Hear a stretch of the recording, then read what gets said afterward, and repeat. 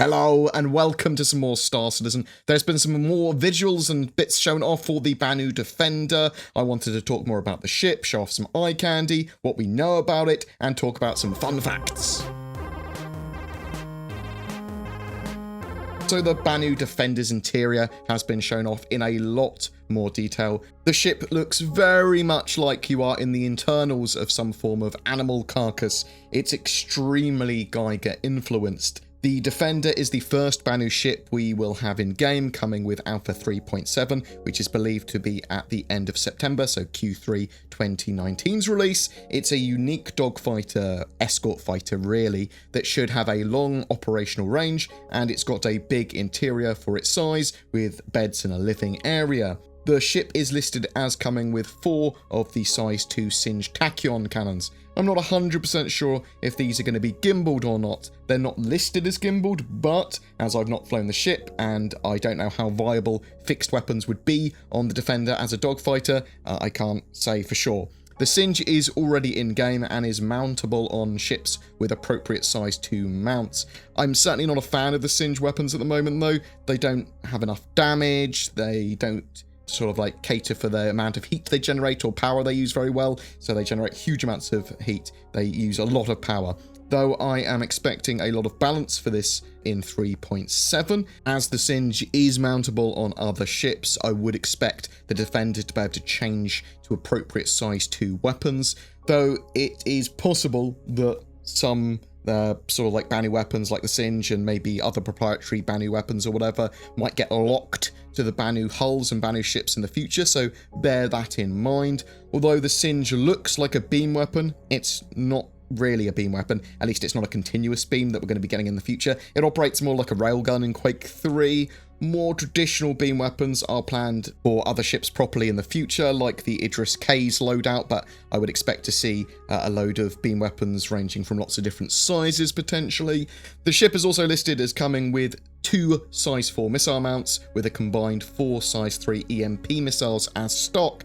The ship is also listed as a light fighter, but it is supposed to have a long range, and obviously it's got those internals that allow it to have a longer operating range and people to log out there or whatever, and it has medium shields, or at least it's listed as having medium shields, so it should be a reasonably good shield tank. In fact, it has 2 small power plants, 2 medium fuel tanks, 2 small quantum fuel tanks, giving it pretty good systems for its size and placing it somewhere between the Super Hornet or Sabre and the Vanguards, though its systems are likely all going to be pretty good as stock as well. It's sort of like a patchwork of alien technology coming together to Defender. That's how Banu do their stuff. They sort of like grab appropriate tech from other races or manufacturers or whatever and use it in their ships however they want. I'm hesitant to talk about how fast or maneuverable the ship is until it's in our hands. On paper though, it has the potential to be extremely fast and agile and potentially fly in a slightly more unique way, more like a Xi'an ship than a typical human sort of dogfighter. Internally, there is a large central room, and on each side of that there are beds. Entryways to each of the ship's cockpits can be found at the front of this large room as well towards the front of the ship, and there is a large forward opening ramp which also I suppose will add to the ship's stability when it's landed when you open that up. The central room could easily fit cargo, but it's not listed as having any cargo, so don't expect it to be able to take loads of cargo or anything. There should, however, be more than enough room for weapons and gear that pilots might want to take with them to change into on the fly. The Banu are taller than humans, but they sort of like make their ships in mind with the other races potentially using them or at least visiting them, and because of that you probably will see like quite high doorways here. So scale-wise, expect quite tall doorways, taller than a normal human.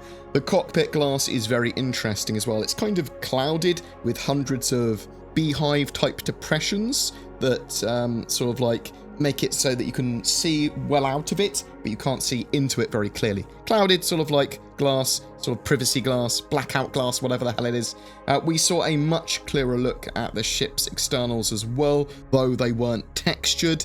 And it's changed a lot from its original concept. I mean, it's still recognisable as the Banu Defender, but it has changed a good amount. It's worth mentioning that this ship is in its landed position, and I believe that its arms move a little when it's in flight mode, so bear that in mind. And with that in mind, it does have 4 feet for landing, 2 little ones at the back and then ones on each of its arms at the front. If it loses one of its arms, then I don't think it's going to be the easiest ship to land stably in gravity. I suppose we'll have to see what it's like when it's in our hands, and if you lose both of the front arms, can it still land, or is it sort of like going to crash land? The cockpit looks like the arms shouldn't get in the way of either of the pilots being able to see and operate the ship now, or at least if they do, then it's not going to be devastatingly, I can't see a ship to my left or my right, oh god, what is that, I'm being shot, I can't see, sort of thing. You've got good visibility now in the cockpit, as previously when they were building the ship and in the concepts, not so much. This sort of like arms blocked a good amount of view from the pilots. I did very much like the original concept of the Defender though, but I do understand why it's changed and evolved. It's a process that all ships in concept will go through, and obviously CIG are actually trying to move away from having that fully exposed concept phase and sail, and they want to get as many ships as they can into sort of like the pipeline and straight to flyable, straight to drivable, and have a sail when they're ready to be put in game. The Banu pipeline, for ships anyway, has seen a lot of delays, but the internals of the ship, colours and materials they have all chosen look amazing and very, very Alien. Not just Alien, but the film Alien. Sort of Geiger-esque is what I'm trying to say.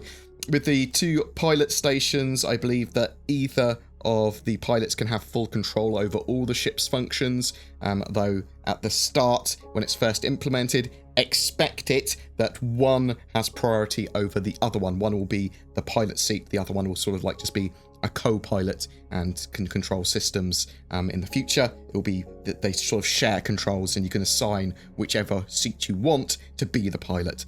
That's one of the main points of the ship. It can be run with 1 or 2 pilots, though the Banu typically try to run these sort of ships with 2, and it should see benefits for that. It's also one of the reasons that I assumed the weapons might be gimbaled with the ship as well, rather than fixed. Otherwise, the second pilot is just effectively operating shields, power, and comms on a dogfighter, and other systems as well, I suppose, but it's on a dogfighter, which might not need as much attention as a larger ship. But if they make those weapons gimbaled, then the ship can then start firing off weapons in more interesting ways for dogfighting, as the second pilot, the second crewman, can fire those gimbaled mounts. The pilots are a couple of meters away from each other, but they are in their own sealed cockpits with like a little bubble that they can see each other in and wave to each other if they want to. The last measurements we have for the ship are it being 33.5 meters long, 13.2 meters wide, and 4 meters high. That's actually that's not very wide, is what I'm trying to say there. And it's quite long. It's not as long as a Vanguard, but it is longer than sort of like a Super Hornet or a Sabre. This is almost certainly going to have changed though, so bear that in mind. And it's going to depend on whether the ship is in flight mode or landing mode. The ship will have some synergy with the Banu Merchantman in the future, but it's unconfirmed exactly what. There is speculation that it's the ability to dock with the Banu Merchantman in some form, either for rearm, refuel, or potentially repair, but it could be effectively for it to parasite dock just so that it can use its quantum travel of the Banu Merchantman, so it can operate at longer distances, things like that, so it doesn't use its own quantum fuel, it uses the Merchantman's. Whatever the case, the Defender will be used as a style guide for the Banu race and the Merchantman, and we should see some more progress from the Merchantman after the Banu Defender is released in 3.7.